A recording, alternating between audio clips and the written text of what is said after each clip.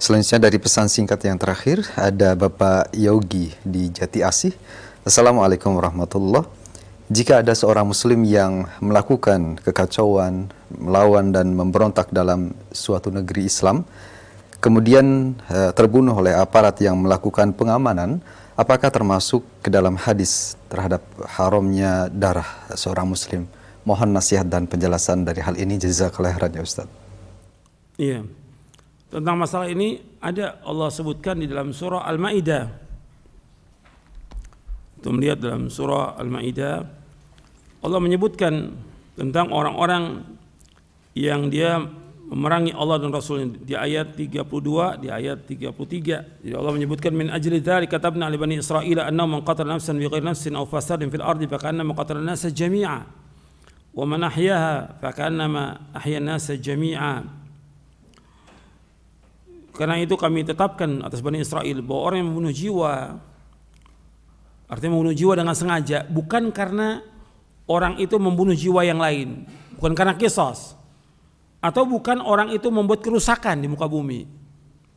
Maka seolah-olah orang yang membunuh seorang muslim dengan sengaja itu seolah dia membunuh manusia semuanya. Barang siapa yang menghidupkannya seolah dia menghidupkan seluruh manusia. Dari ayat ini diambil istinbat, yaitu orang yang dia membunuh jiwa dengan jalan orang itu dengan sebab dia membunuh jiwa yang lain, artinya dia membunuh orang lain, qisas, ya boleh dibunuh. Atau dia membuat kerusakan, fasad, dia memberontak pada penguasa, maka boleh dibunuh. Sama seperti lanjutan ayatnya di surah Al-Maidah juga ayat 33. Innama jazaa'ul ladzina yuharibuna Allah wa rasulahu wa yas'auna fil ardi fasada ayu qattalu ayu sallabu au tuqata aydihim wa arjuluhum min khilafin aw yunfam fil ard dzalika lahum khizyun fid dunya wa lahum fil akhirati adzabun adzim. Sesungguhnya balasan orang-orang yang memerangi Allah dan Rasulnya, artinya dia memberontak pada penguasa dan dia berusaha untuk membuat kerusakan di muka bumi, membuat kekacauan, maka hukumannya orang itu dibunuh atau disalib, atau dipotong tangannya dan kakinya. Dengan berbeda, kalau tangan kanan yang dipotong, tangannya, kakinya yang kiri. Kalau tangan yang kiri, kaki yang kanan, min khilaf. Atau dia diasingkan. Yang demikian kehinaan bagi dia di dunia dan bagi mereka di akhirat azab yang besar. Kecuali yang bertaubat, ila ladzina tabu min qabli an taqdiru alaihim, yang bertaubat. Dan juga berkenaan hadis yang tadi tentang la yahilu damu muslimin. Kan disebutkan yang ketiga itu wattariqu lidinihi al-mufariqu lil jamaah. Artinya yang dia memisahkan kepada dari jamaah kaum muslimin, memberontak. Itu juga dibolehkan untuk diperangi. Tapi jelas orang ini memerangi. Jadi untuk perhatikan harus dijelaskan yang seperti ini, kalau jelas-jelas dia memerangi, dia membawa senjata untuk memerangi penguasa. Bukan sekedar demo dibunuh, nggak boleh. Sekarang kita bicara soal syariat Islam dan undang-undang yang ada. Dalam syariat Islam demo nggak dibolehkan. Dalam syariat Islam, dalam undang-undang yang ada dalam pemerintahan demokrasi di Indonesia, demokrasi, di dalam demokrasi dibolehkan orang demo. Ada aturannya, ada undang-undangnya, dibolehkan untuk demo. Bahkan penguasa mengatakan minta di demo, kalau nggak demo kan nggak tahu dia di mana kesalahannya. Dan itu ada videonya.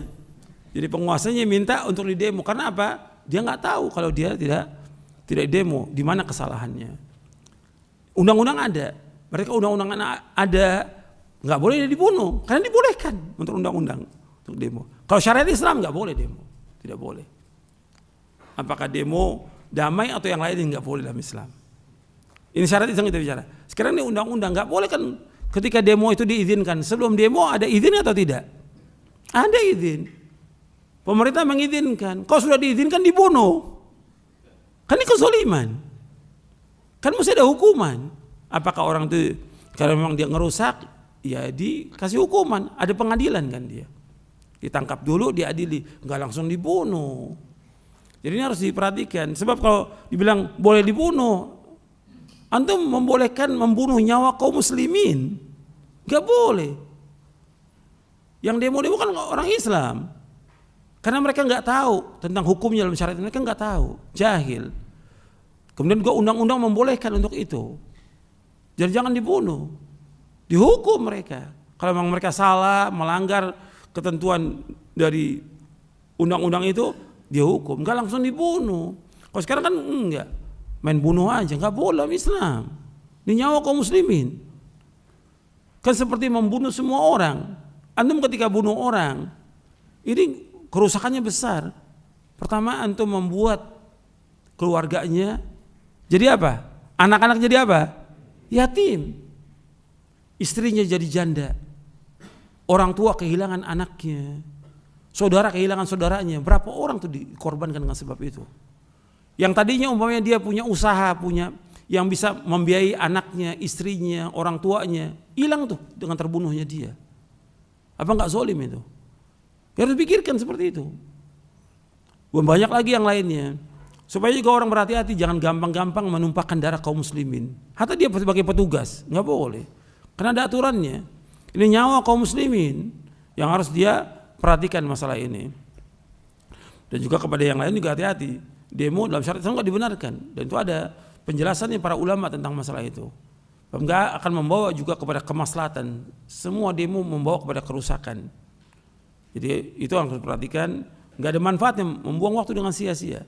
Kalau seandainya mau menasihati penguasa, datangi sesuai dengan syariat, bukan dengan demo. Datangi penguasa seperti yang diperintahkan dalam Al-Quran, diperintahkan dalam hadis Nabi SAW. Kan orang yang paling jahat di muka bumi, yang mengaku sebagai Tuhan, lu banyak membunuh manusia, siapa? Firaun. Allah menyuruh Nabi Musa, Nabi Harun mendatangi Firaun, menasihati Firaun. Ini paling zalim itu. Mengatakan dia sebagai Tuhan, ana rabbukumul a'la. Allah mengatakan kepada Nabi Musa dan Nabi Harun, idhaba ila fir'auna innahu tagha faqula lahu qawlan layyinan la'annahu yatadhakkaru Aisyah. Adalah kamu pergi datangi Firaun itu. Kemudian katakan perkataan yang lemah lembut agar dia ingat atau dia takut kepada Allah. Jadi disuruh mendatangi, mengingatkan. Bukan dengan kasar, bukan dengan caci maki kepada penguasa, nggak boleh. Mencaci maki penguasa nggak boleh. Depan umum atau menjelek-jelekan dia nggak boleh dalam Islam. Ini Firaun, tagut, tetap Nabi Musa dan Nabi Harun disuruh datangi Firaun, kemudian menasihati dengan cara yang baik. Disuruh untuk mengucapkan kalimat la ilaha illallah. Kemudian dinasihati dengan baik untuk takut kepada Allah. Jadi seperti itu Islam. Saya pikir cukup sampai di sini kajian kita, mudah-mudahan bermanfaat. Kurang lebihnya saya mohon maaf. Wassalamualaikum Muhammadin sallallahu alaihi wasallam. Subhanakallahumma bihamdik asyhadu an la ilaha illa anta astaghfiruka wa atubu ilaik. Assalamualaikum warahmatullahi wabarakatuh.